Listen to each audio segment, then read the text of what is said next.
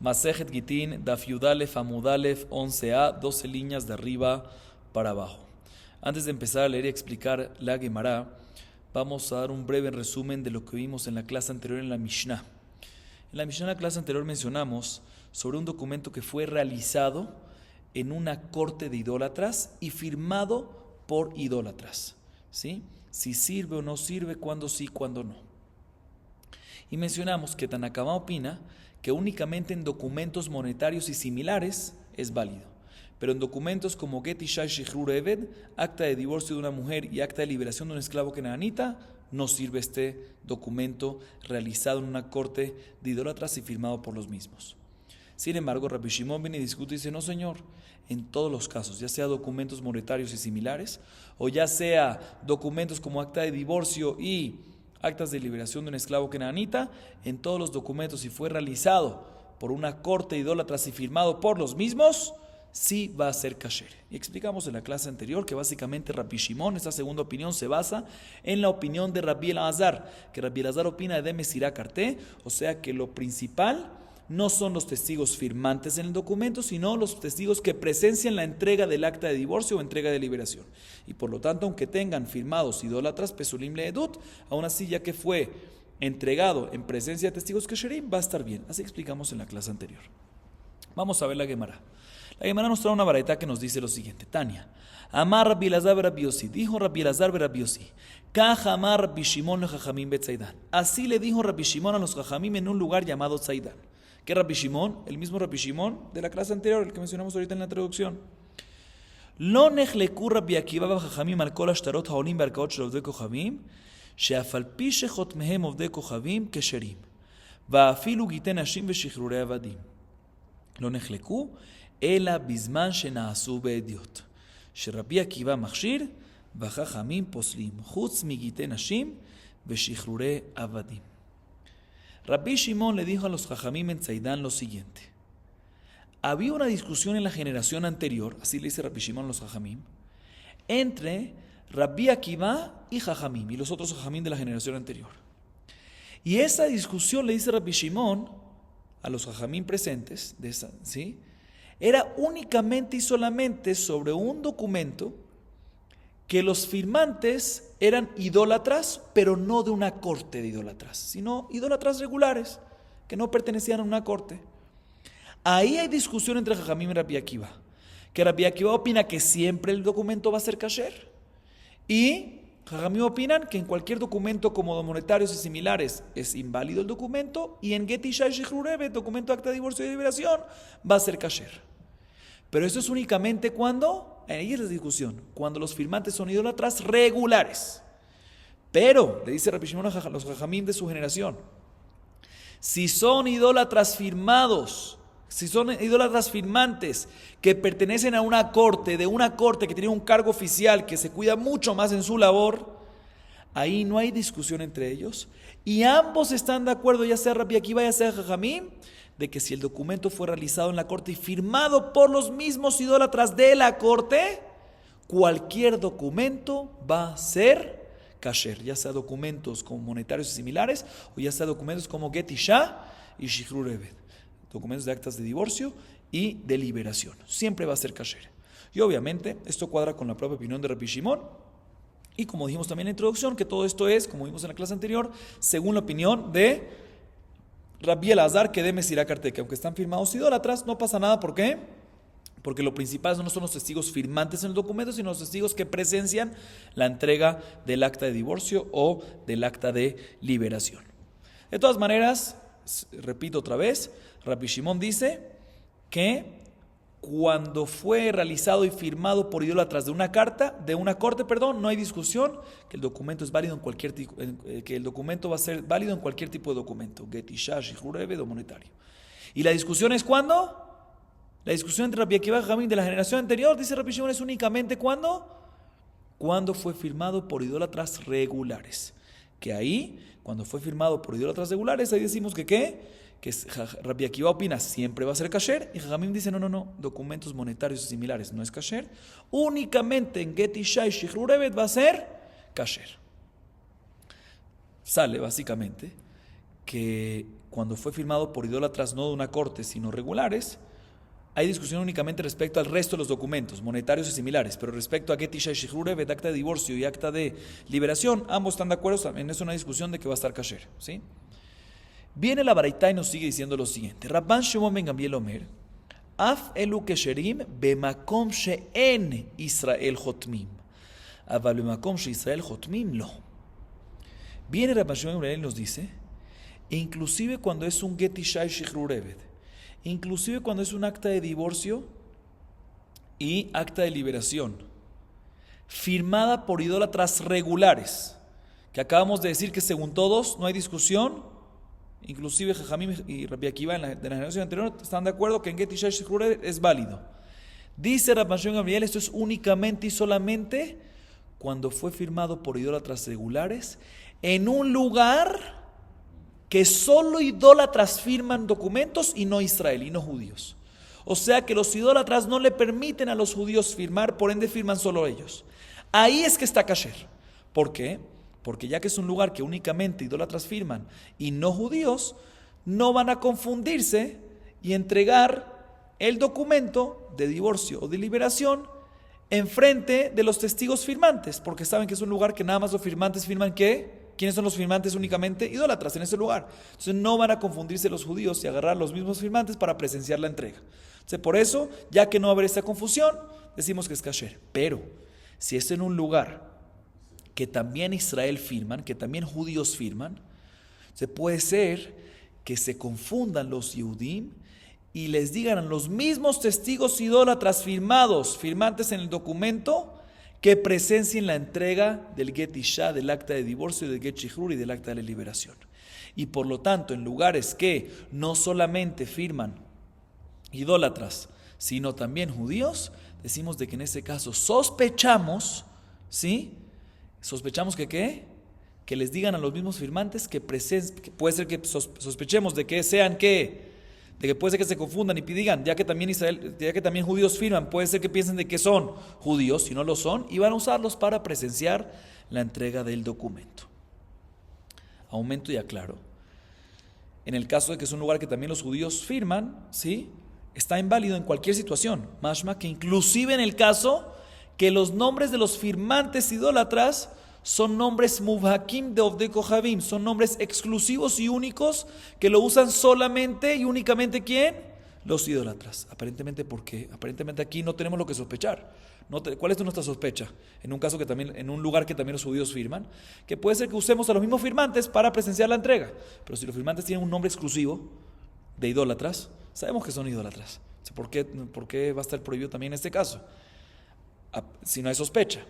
Tenemos que decir que, aunque no debería haber una sospecha, aún así sospechamos para no hacer diferencia entre un caso y otro caso. Todavía no queremos hacer diferencia porque aún así, si decimos de que en el caso de que firmantes con nombre exclusivo de idólatras está permitido, puede ser que también cuando no es exclusivo de idólatras, también van a decir que puedes, y en ese caso no puedes. Por lo tanto decimos que en ambos casos va a estar ya sea que ese nombre exclusivo de idólatras o no, va a estar prohibido, mientras que sea en un lugar que también los judíos firman.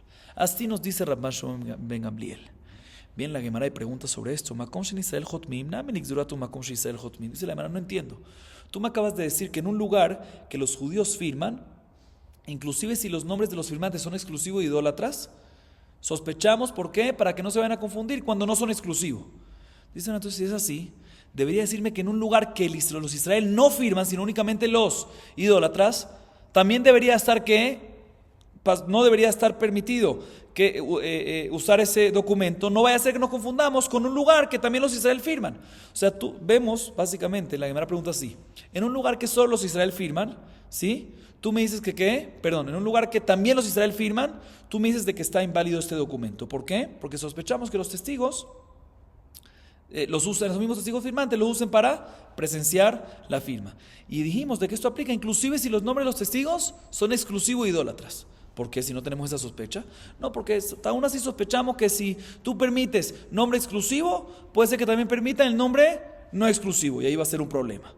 Dice la Gemara, si sospechamos que se confunden entre nombre exclusivo y nombre no exclusivo, también deberías de sospechar que nos confundamos entre un lugar que los Israel también firman, entre un lugar que solo los idólatras firman y no los Israel. Y deberías de prohibirme, inclusive en un lugar que solo los idólatras firman y no los Israel, también deberías de prohibirme. No voy a hacer que se confunda con un lugar que también los Israel firman. Así pregunta la Gemara. Dice la Gemara, no te voy a explicar. Shema bishma, o mejor Shema bishma machlif, atrás lo machlif. La gente se confunde entre nombres. Nombre exclusivo, nombre no exclusivo. Por eso en ambos casos, exclusivo y no exclusivo, decimos de que no se puede si estás en un lugar que también los Israel firman. Pero la gente no se confunde entre lugar y lugar.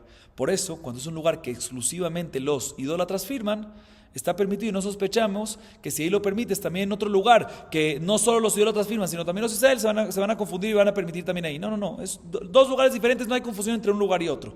Pero en el mismo lugar, entre nombres exclusivos y nombres exclusivos, sí va a haber confusión y por eso sospechamos en todos los casos.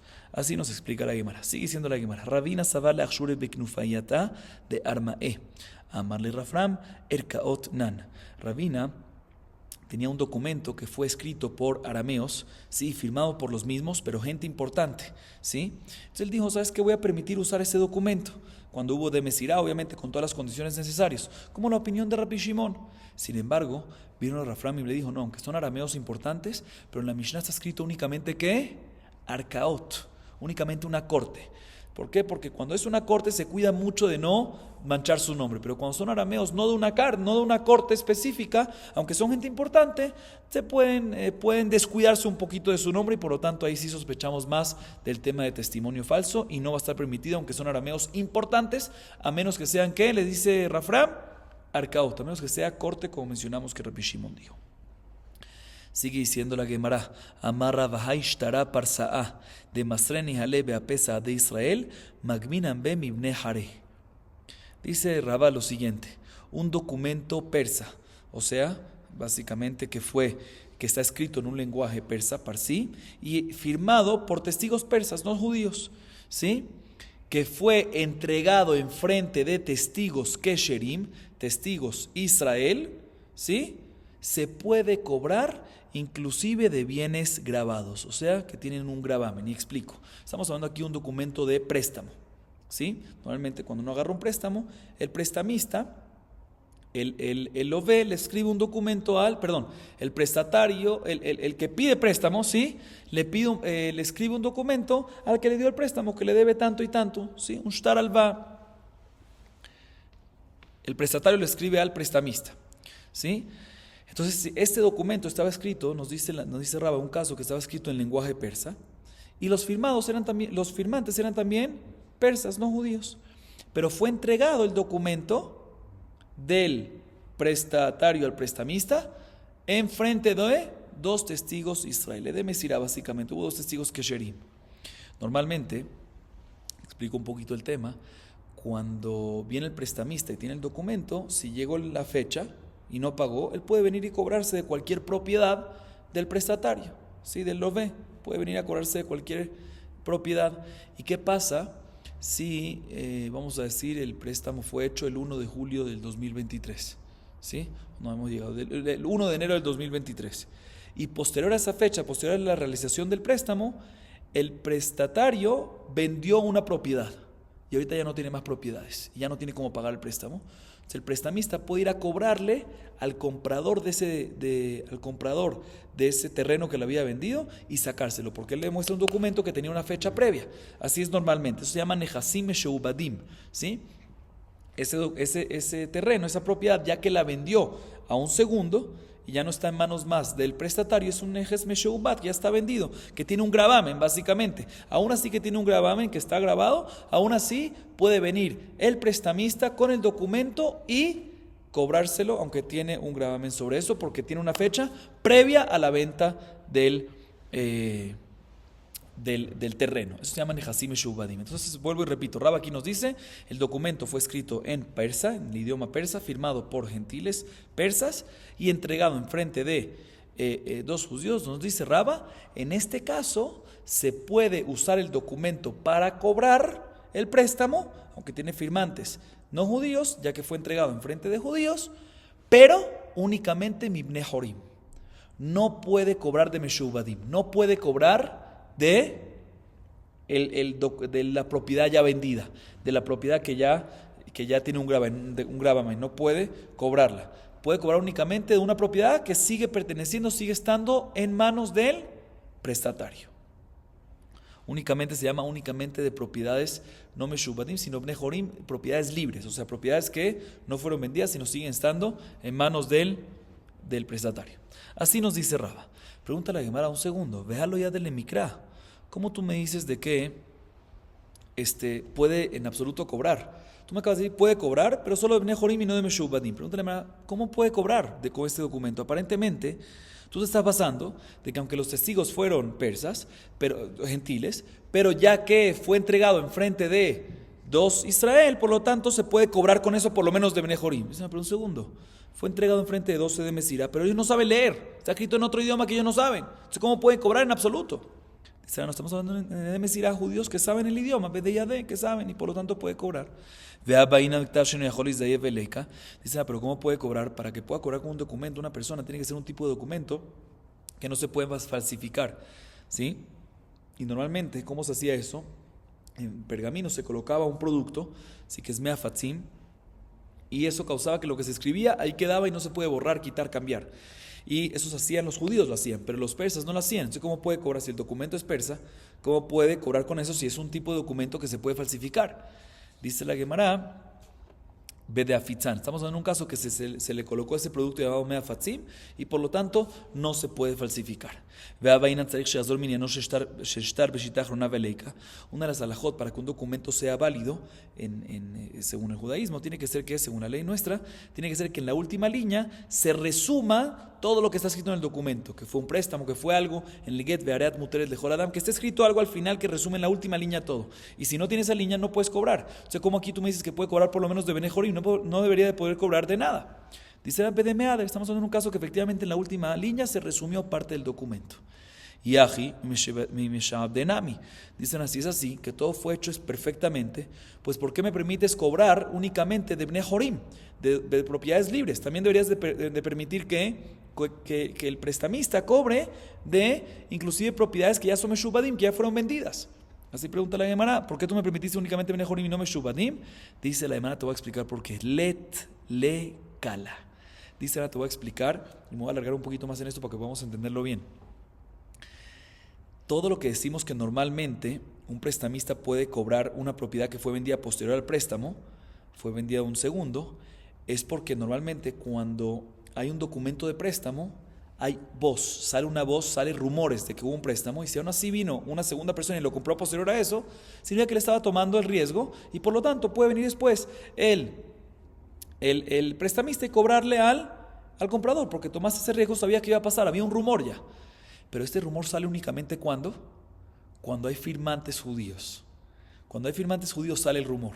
Pero aquí los firmantes son idólatras, son persas, son gentiles, ¿sí? Y fue entregado solo en presencia de dos Yehudim Kesherim, dos Edim Kesherim, ahí ya no sale rumor. Y si no sale rumor, no puedes cobrar, porque ¿qué culpa tiene el comprador aquí?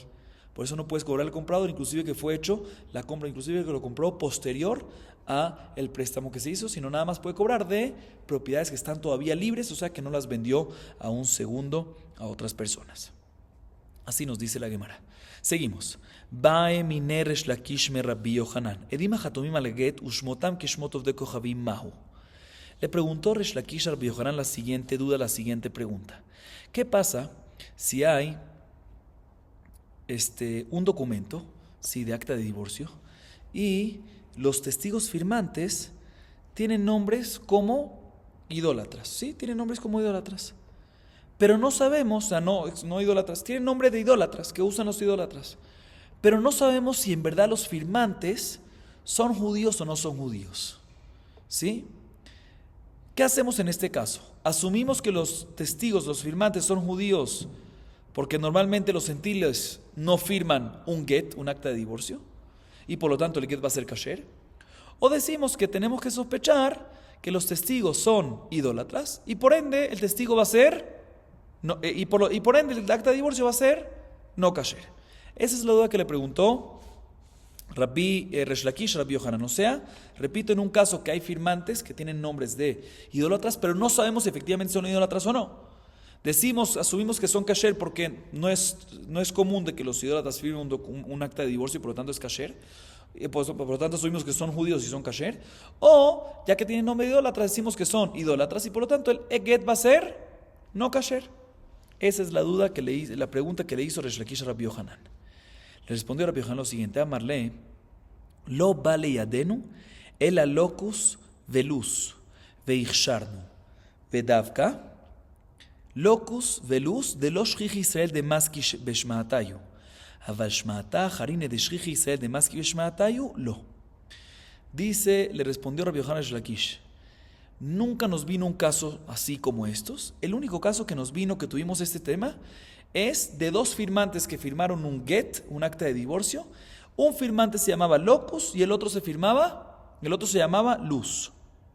Y en este caso, ya que hubo edemesirá, hubo dos testigos kesherim presenciaron la entrega, permitimos este get. Y dijimos que es kasher.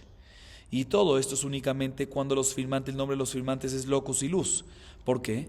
Porque ya que no es común de que hayan judíos israelíes que tengan estos mismos nombres, ¿sí? O sea, básicamente esos nombres son exclusivos de idólatras. Por lo tanto, se permitió porque no teníamos sospecha de que se presencie la entrega en frente de los mismos testigos firmantes, sino usaron a otros testigos kesherim. Pero si hay nombres de otros nombres de los testigos firmantes que no son tan exclusivos de idólatras, que puede ser que también judíos se llamen como ellos, entonces en este caso, aunque haya edemesirá, aunque hayan testigos kesherim que presencien la entrega, va a estar inválido porque sospechamos que en el momento de la entrega usen a los mismos firmantes para presenciar la entrega de get. Así le respondió Rabbi Yohanan Resh Lakish. Entonces repito, Rabbi Yohanan Resh Lakish le dijo que no tuvimos un caso exacto de esto. El único caso que tuvimos fue un caso que hubo un get, que fueron firmados dos personas, uno llamado locus y otro llamado luz, y se permitió el get, que fue entregado en presencia de dos testigos kesherim. Aunque fue firmado por esos dos nombres, lo permitimos. ¿Por qué? Porque ya que son dos nombres exclusivos de idólatras, no sospechábamos de que usen los mismos firmantes estos para presenciar la entrega de get y por lo tanto permitido. Pero si hay otro nombre de que no es exclusivo de idólatras, sino también lo pueden usar los judíos, en este caso decimos que ¿qué? De que no está bien el get. ¿Por qué? Porque sospechamos de que sea entregado en presencia de los mismos testigos firmantes y por lo tanto en este caso va a estar no kasher el get. Así le respondió Rabbi Yohanan Resh Lakish. Le pregunta Resh Lakish a Rabbi Yohanan: Eiti ve'gitina ba'im imdinat hayam ve'edim chatumim alehem af al pi sheshmotehem keshmot ovdei kochavim kesherim mipnei sherov Israel shebechutz ha'aretz shemotehem keshmot ovdei kochavim.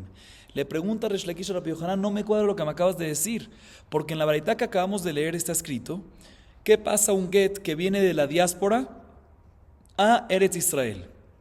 Y tiene dos firmantes en el get. Y los firmantes tienen nombres de idólatras. Aunque tienen nombre de idólatras, el get es kasher. Porque en la diáspora, inclusive los judíos, usan nombre de idólatras. O sea que básicamente los nombres de idólatras en la diáspora no son exclusivos de idólatras, sino son también de los judíos. Y por lo tanto, podemos asumir de que el get fue firmado ¿por quién? Por judíos. Pregunta Resh Lakish a Rabbi Yohanan: vemos aquí meforash, ¿sí? Que inclusive en nombres no exclusivos de idólatras, porque aquí aunque son de idólatras, pero también judíos lo usan, entonces no son exclusivos, como dijimos.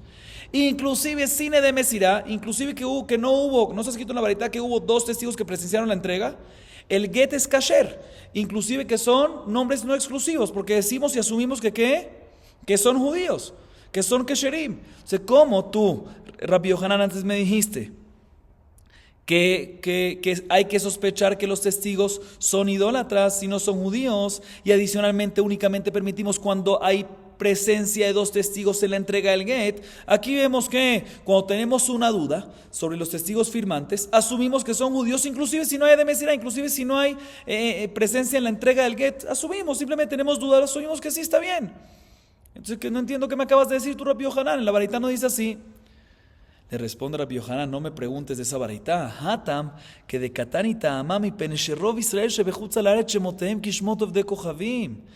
Dice la Gemara, es muy diferente. Ahí en la baraita está hablando, como mencionamos, que el get viene ¿de dónde? De la diáspora. Y en la diáspora, efectivamente, inclusive los judíos, como mencionó la misma baraita, tienen nombres de idólatras. Entonces lo más común es decir que cuando tienes un get que te viene de la diáspora y tiene nombres de idólatras, seguramente el nombre que es de un judío y por lo tanto es kasher.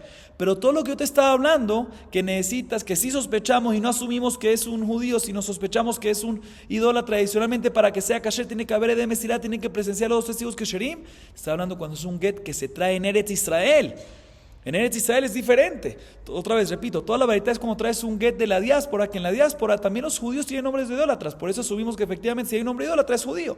Pero si no, si es del mismo Israel, efectivamente sí vamos a asumir, sí vamos a sospechar de que no es judío y solo va a estar kasher, como mencionó Rabbi Yohanan antes, si fue entregado en presencia de 2 testigos kesherim. Así responde Rabbi Yohanan.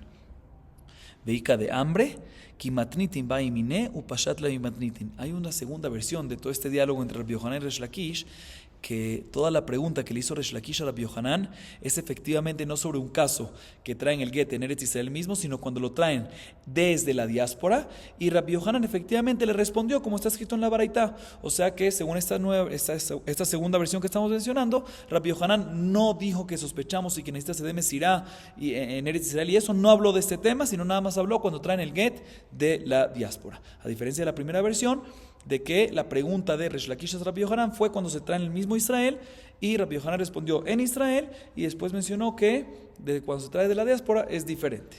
Así nos dice la Gemara. Seguimos, próxima Mishnah. Antes de empezar a leer y a explicar la Mishnah, vamos a dar una pequeña introducción. Cuando un esposo quiere divorciar a su mujer, puede hacerlo directamente, le entrega al esposo directamente el get a su esposa, pero también si no puede o si no quiere, puede hacerlo a través de un mensajero. El esposo nombra a una persona como mensajero para entregarle el get a su esposa. ¿Sí? Este mensajero se llama Shliach Holajá, un mensajero de entrega del get. Sin embargo, no nada más el esposo puede nombrar a un mensajero.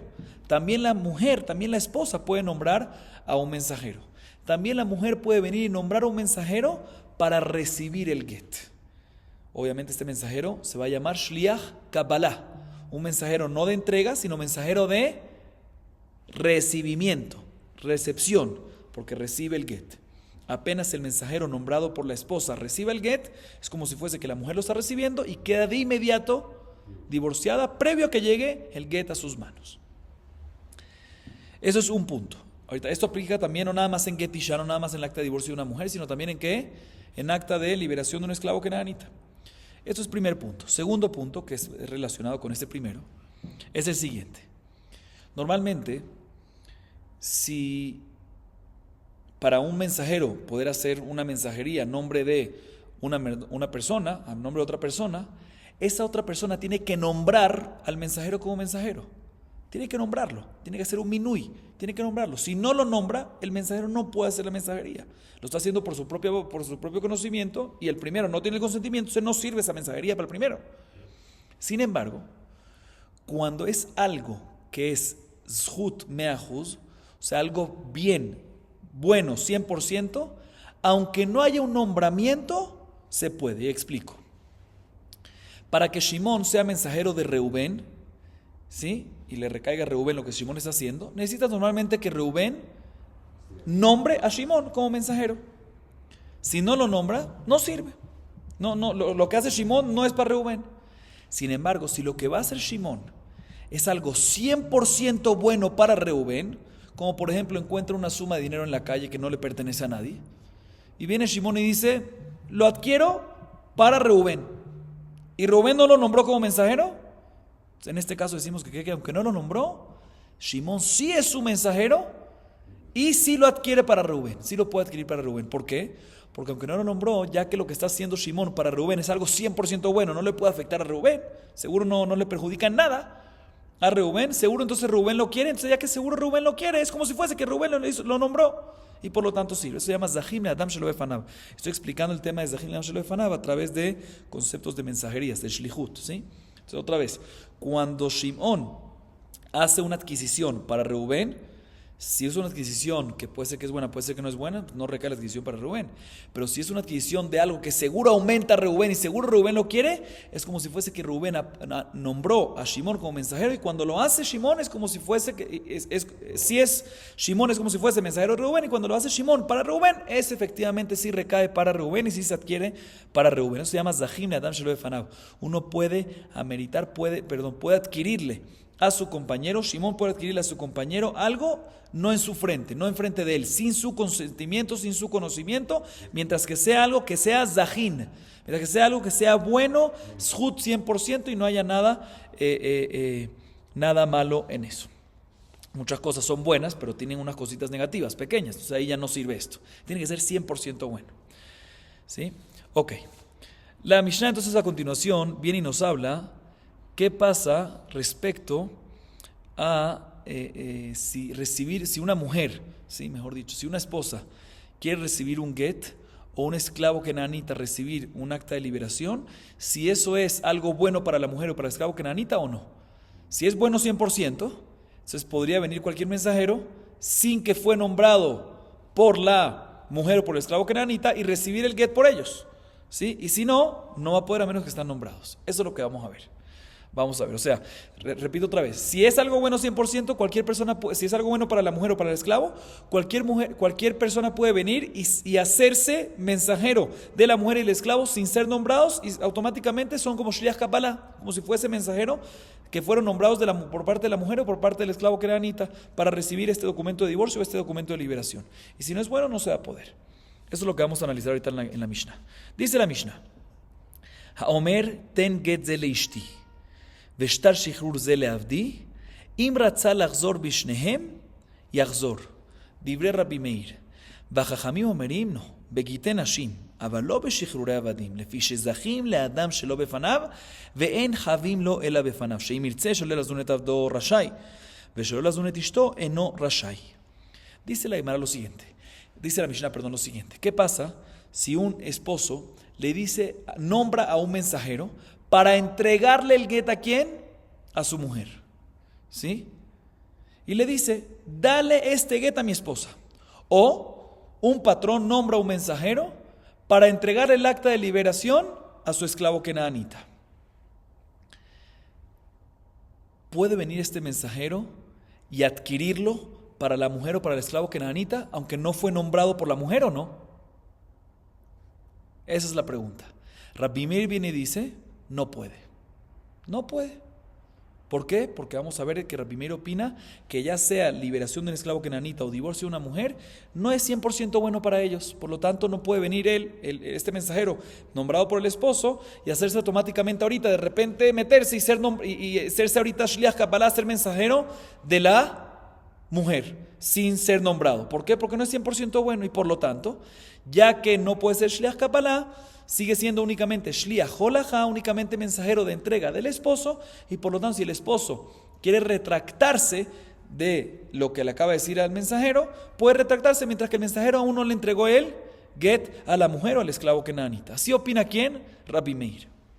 Sin embargo, Jajamim me dice, no, estoy de acuerdo contigo cuando estamos hablando de un get de una mujer, un acta de divorcio de una mujer, que ahí decimos que efectivamente cuando un esposo nombró a un mensajero para entregarle el get a una mujer, no puede venir el mensajero y hacerse Shliach Kabbalah y decir, ahorita yo soy Shliach Kabbalah de la mujer sin ser nombrado. ¿Por qué? Porque efectivamente eso no es bueno para la mujer, por lo tanto no lo puede hacer, y por lo tanto el esposo se va a poder retractar mientras que no llegó a manos de la mujer.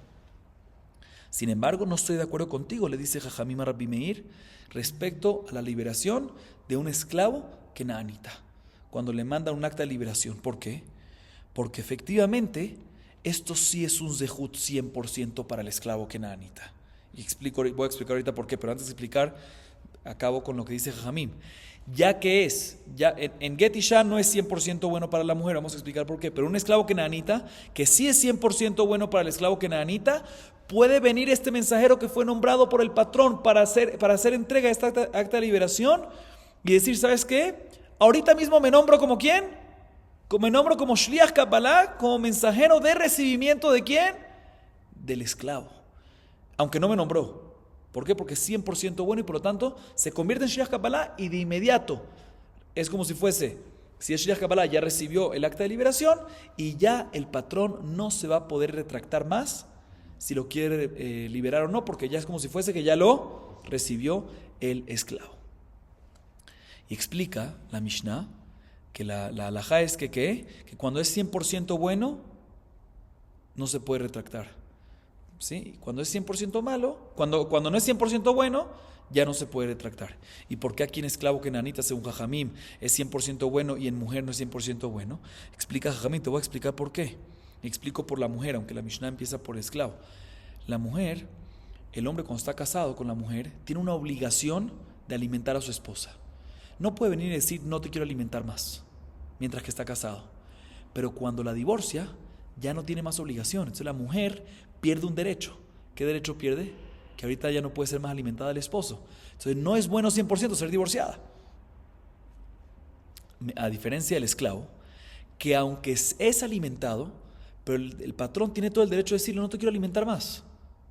Entonces, aunque sea esclavo, el patrón, tiene el derecho de decirle que no te quiero alimentar más. Entonces, cuando viene y le entrega el acta de liberación, el esclavo no está perdiendo nada. ¿Qué está perdiendo? ¿Que ya no lo va a alimentar más? También antes no lo podía decir que no lo quiero alimentar más. Por lo tanto, el hecho que ahorita no lo va a alimentar más no es algo que está perdiendo, no es un derecho que está perdiendo, porque no tenía el derecho de ser alimentado antes. Y por lo tanto, es 100% bueno recibir el acta de liberación. Y por lo tanto puede venir el mensajero nombrado por el esposo, puede venir y convertirse como mensajero del esclavo sin ser nombrado. Así nos dice la Mishnah según la opinión de Jajamim. Viene Rabbi Meir y le pregunta a Jajamim, Amar lahem vareu poseret abdomina terumá, que shem shu poseret ishto. Viene Rabbi Meir y le pregunta a Jajamim, no señor, yo estoy de acuerdo contigo, mejor dicho, no estoy de acuerdo. Le pregunta a Rabbi Meir a Jajamim, de la misma manera que en un divorcio no es 100% bueno para la mujer, también no es 100% bueno una liberación para un esclavo. ¿Por qué? Porque en un caso que el esposo es Cohen y el patrón es Cohen, la mujer cuando se divorcia, ¿qué pierde? El derecho de comer terumá. Y también el esclavo kenanita. Cuando el patrón era Cohen, ¿qué podía comer el esclavo? Kinyan Kaspo, ya que pertenecía al patrón, podía comer terumá. Y ahorita que lo libera, ¿qué va a pasar?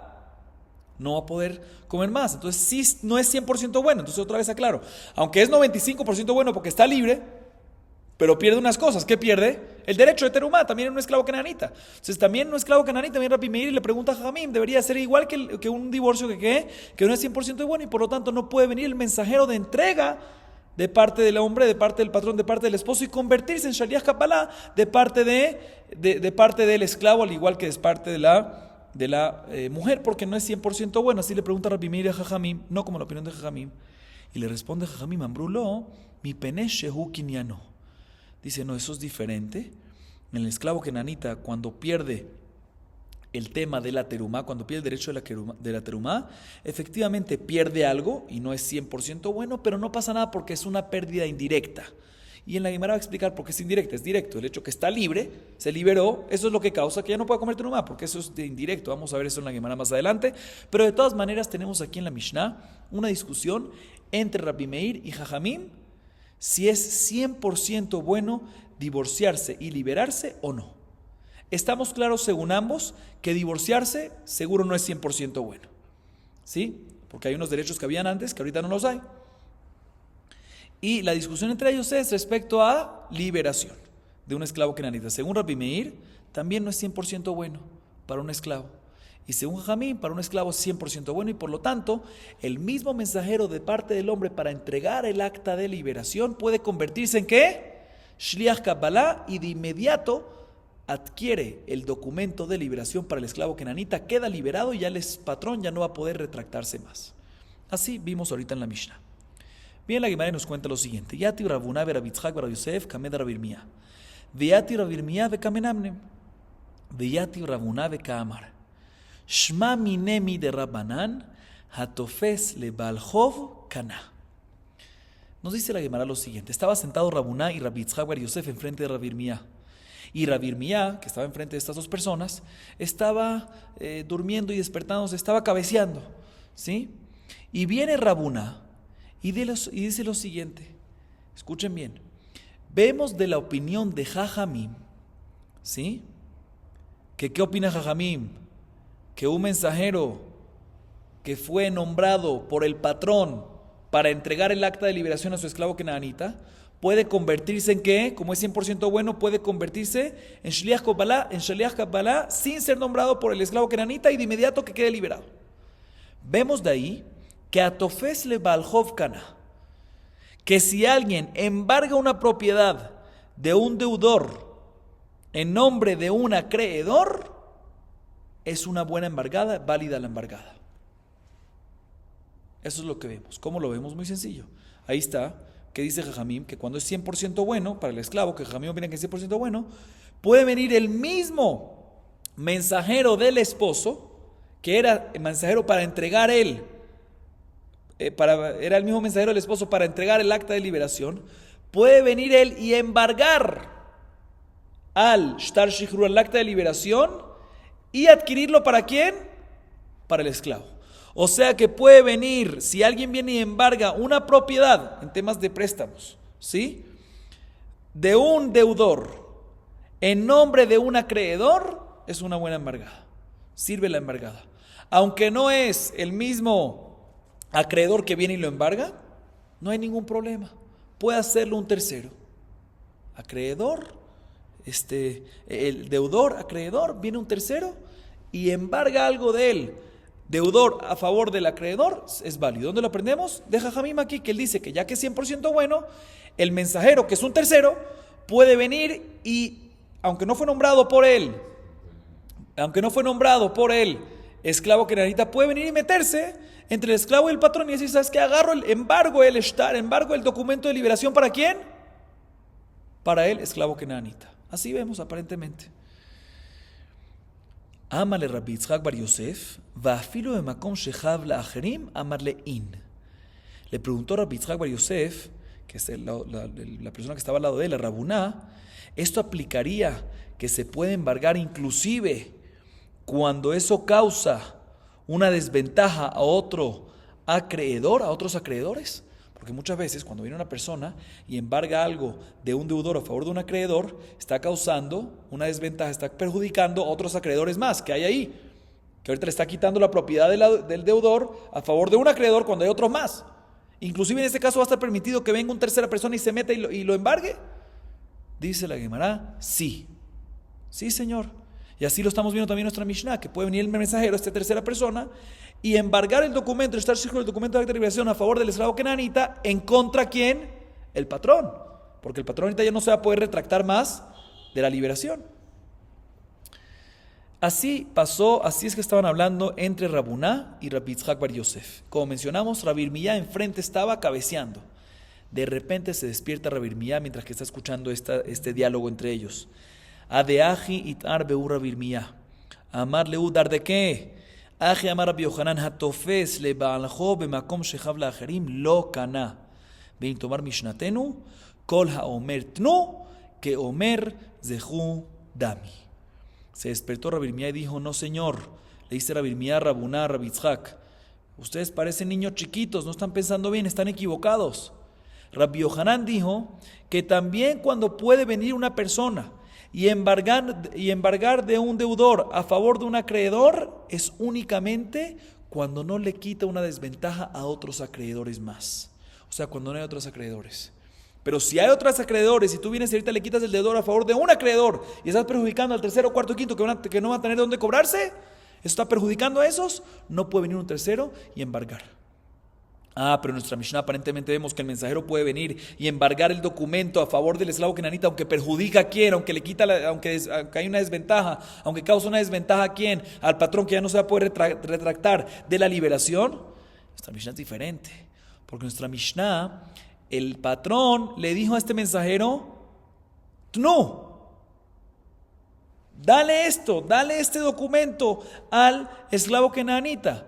Y opina nuestra Mishnah que una persona que le dice, dale esto, es como si fuera que le dice, te autorizo a que se lo adquieras inclusive, que ya no me puedo retractar. Es como si fuera que el mismo patrón le está diciendo al mensajero, no me quiero retractar más. Y por eso puede venir el mensajero y hacerse Shliach Kabbalah, porque es 100% bueno, como explicamos antes, y embargar el documento a favor del esclavo kenanita. Está perjudicándole al patrón de que ya no se puede retractar. No está perjudicándole, porque el mismo patrón cuando le dice Tnu, dale este documento al esclavo kenanita, es como si fuese que le está diciendo, Zehu, puedes adquirirlo ya para él y ya no hace falta que me retracte. Me puedes quitar el derecho de retractarme. Es como si fuese que cuando le dice Tnu, cuando le dice dale, básicamente está diciendo, puedes inclusive adquirirlo para él y puedes quitarme el derecho para retractar. Así nos dice la Gemara. Sigue diciendo la Gemara, Amar Hasda, Atofes leva al joven con Shohan Jerim, Vano le Machloket Rabbi Eliezer de Rabbanan, de Tnan. Déjame explicar esta parte. Dice Rav Hasda que en verdad cuando una persona, un tercero viene y embarga una propiedad de un deudor con, o en nombre, mejor dicho, de un acreedor, cuando eso causa una desventaja a otros acreedores, cuando perjudica a otros acreedores, si se puede embargar en este caso o no, en verdad es una discusión. Dijimos hasta ahorita que no. La Gemara, Rav Hasda viene y dice que aparentemente es una discusión entre Tanaim, si puede venir una tercera persona y embargar del deudor en nombre del acreedor, si puede embargar una propiedad, inclusive cuando perjudica a otros acreedores. Es una discusión entre Rabbi Eliezer y Jajamim, ¿sí? En la Mishnah de Masejet Pea. Vamos a ver la Mishnah. De Tnan, Mishel Iketet Pea ve'amar Harezo le ploni ani, Rabbi Eliezer Omer Zahalo, Jajamim Omrim, y tenenu le ani hanintzar rishon. La Mishnah está escrito en la Mishnah Masejet Pea. La mitzvah de Pea, que es, una persona está cosechando, hay una mitzvah de dejar la esquina, que no coseche y corte todo para él, sino la esquina, la esquina la deje para quién, para los pobres. No puede cortar todo, tiene que dejar una esquina para los pobres. Está escrito lo siguiente en la Mishnah Masejet Pea. ¿Qué pasa si efectivamente el cosechador dejó en la esquina? Si dejó en la esquina, la Pea dejó. ¿Y quién no puede agarrar esa esquina ahorita? ¿Para quién es esa esquina? Para los pobres. Viene una persona rica y viene y dice, ¿sabes qué? Lo voy a cortar, no para mí, para mi amigo el pobre, ¿sí? Entonces básicamente está embargando, ¿sí? Algo, ¿sí? De un deudor, no sé si es un deudor porque el dueño del terreno tiene una deuda con los pobres. Entonces está embargando algo de deudor a favor de un acreedor, de un pobre, pero está perjudicando a otros pobres. Porque si él embarga a favor del pobre llamado Reubén, por decir, pues le quita a Shimón, a Leví, a todos esos pobres que también tenían el derecho de venir a buscarlo. Entonces está embargando algo a favor de él, de un acreedor, de Reubén el pobre, pero está quitando, ¿el qué? Otra vez, el que está embargándolo es un rico. O sea, él mismo no puede usarlo para él, pero lo está haciendo a favor de Reubén el pobre, pero está al mismo tiempo perjudicando a otros pobres más. ¿Se puede o no se puede? Dice Rabbi Eliezer, sirve, porque aparentemente él opina que una tercera persona puede venir y embargar algo de un deudor a favor de un acreedor, inclusive cuando perjudica a otros más. Sin embargo, Jamim dicen, no señor, no puede. El único que puede venir a agarrarlo es el primer pobre que venga y lo agarre. No puede venir este rico y embargarlo a favor de otro pobre porque está perjudicando a otros más. Entonces básicamente, aparentemente el tema que estamos hablando ahorita es una discusión entre Rabbi Eliezer y Jajamim. Así la Gemara quiere venir y decir, así dice Rav Hasda. Viene a Memar, Veiteima Rav Papá. Viene a Memar, hay unos que dicen que no es a Memar, sino Rav Papá. Viene y dice, no señor, nada que ver. Dilma Lohi, Atkan lo kama Rabbi Eliezer Hatam. El ademigo de Ibai Mafkar Leule Nichse, Veave Ani, Vejazile, Umigo de Zahile Nafshe, Zahile Jabre, Aval Haja Lo. ועד כאן לא כאמר רבנן התם, אלא דכתיב לא תלקט לעני, לא תלקט לו לעני, אבל הכה לא. ורבי אליעזר היי לא תלקט מה יבילה, מבא אלה להזיר לעני על שלו. Dice la Gemara, nada que ver, esa discusión no tiene nada que ver con el punto que estábamos hablando. Puede ser que todo lo que dijo Rabbi Eliezer en la Mishnah Masejet Pea, que el rico puede venir y adquirir Pea, agarrar la Pea para un pobre, para el pobre Reubén, por decir, ¿sí? ¿Sabes por qué puede, aunque perjudica a otros más? Porque el mismo rico puede hacer hefker a todas sus pertenencias, a todas sus propiedades, o sea, puede hacer hefker, puede convertir todas sus pertenencias, no convertir, sino liberar todas sus pertenencias de él, que ya no tienen dueño. Entonces, si él ya no tiene ninguna pertenencia, ya él no es más rico, ya que se convierte él mismo en ¿qué? En pobre. Y ya que él mismo puede ser pobre y él mismo puede adquirirlo para él mismo, por eso decimos de que ya que lo puede hacer para él mismo, también puede hacerlo para Reubén el pobre. Pero en un caso que quiere venir un tercero y embargar de un deudor a favor de un acreedor cuando está perjudicando a otros mismos, cuando el tercero no tiene nada que ver con el prestatario no tiene nada que ver con él, ahí puede ser que no. Eso no tiene nada que ver. Y adicionalmente sigue diciendo la Gemara, Jajamim, en la Mishnah Masejet Peah, toda la razón que dicen, que opinan de que no puede venir el rico y adquirir y agarrar la peá para el pobre Reubén, es porque no porque está embargando algo a favor de un acreedor que está perjudicando a los demás, sino puede ser porque él aprende el versículo que está escrito Lote alaket leani, respecto a peá está escrito Lote alaket leani, estudiamos que se refiere a decir el versículo Lote alaket lo leani. No venga el rico y lo agarre para el pobre. Que será Takatub, la Torah nos dice que tiene prohibido el rico y agarrar para el pobre. Por otra razón, no porque perjudica a los demás.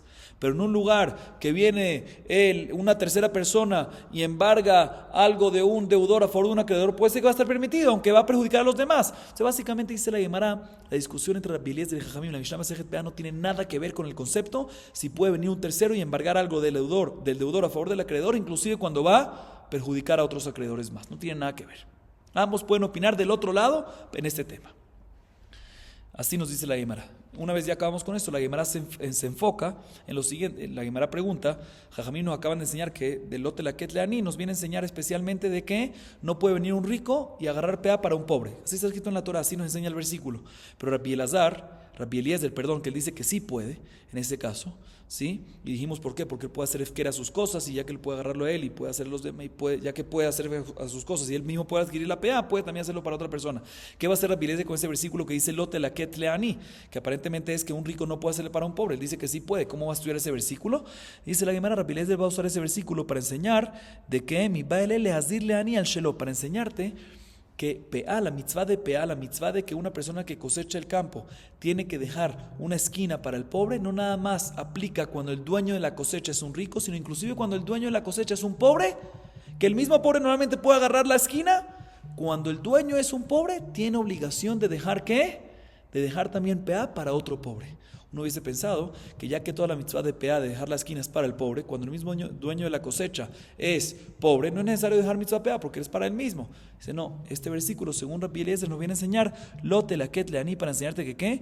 Que un mismo pobre que tiene una propia cosecha tiene que dejar en la esquina para cumplir la mitzvah de peá con otro pobre. Vamos a acabar aquí para hoy. Baruch Adonai Leolam. Amén ve amén.